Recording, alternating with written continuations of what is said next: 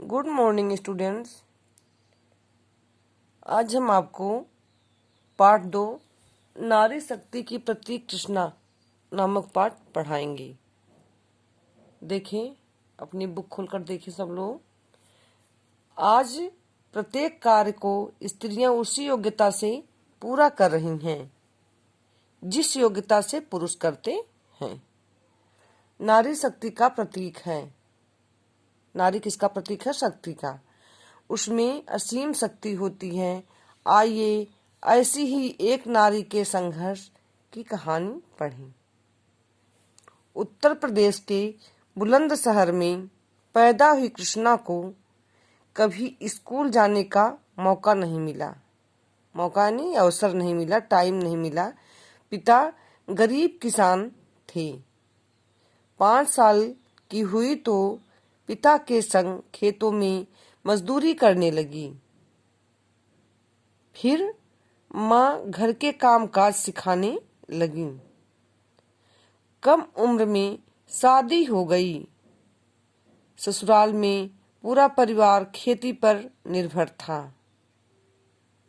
पति गोवर्धन का खेतों में जरा भी मन नहीं लगता।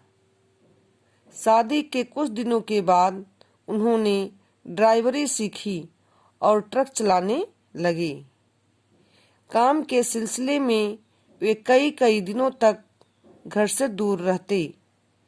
कृष्णा घर के साथ साथ खेतों का काम भी संभालने लगी।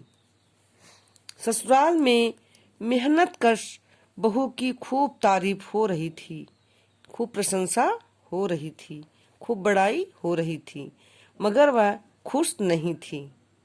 कृष्णा बताती है, खेती में बहुत मेहनत करने के बावजूद हमारी जरूरतें पूरा नहीं हो रही थीं। तब मुझे अपना अनपढ़ होना बहुत खलता था। क्या होना? अनपढ़ होना, अशिक्षित होना बहुत खलता था। वह 3 बच्चों की माँ बन चुकी थी। परिवार बढ़ रहा था, लेकिन आमदनी जस की तस थी। पति ने सोचा कि किसी दूसरे का ट्रक चलाने से बेहतर है कि खुद का ट्रक खरीदा जाए। कर्ज लेकर ट्रक खरीद लिया, पर उम्मीद से मुताबिक कमाई नहीं हुई। कर्ज चुकाने के लिए खेत और मकान बेचना पड़ा। पति काम की तलाश में दिल्ली आए, मगर 5-6 साल भटकने के बाद भी मनचाहा काम नहीं मिला।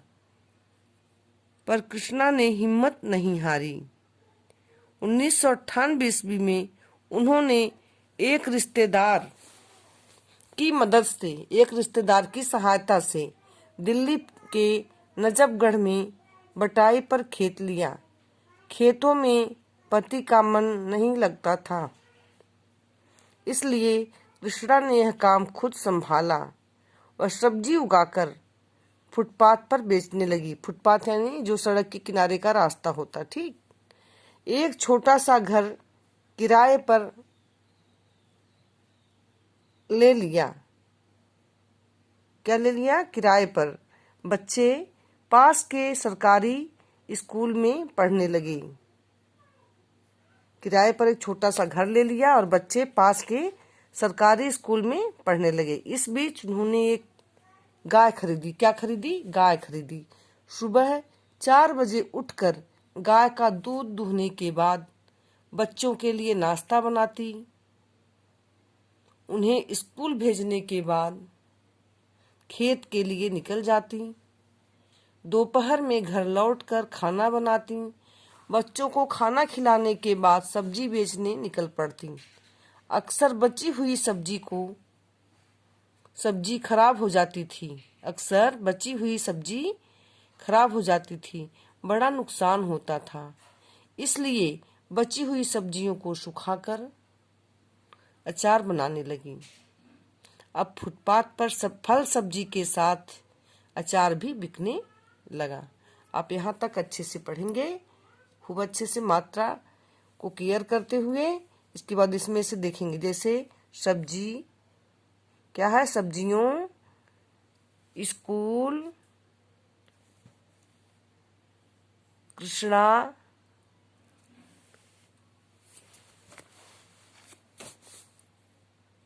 कर्ज, उम्मीद, मुताबिक, गोवर्धन आदि कठिन शब्दों को अपनी रफ कॉपी में लिखकर अभ्यास करेंगे। ओके।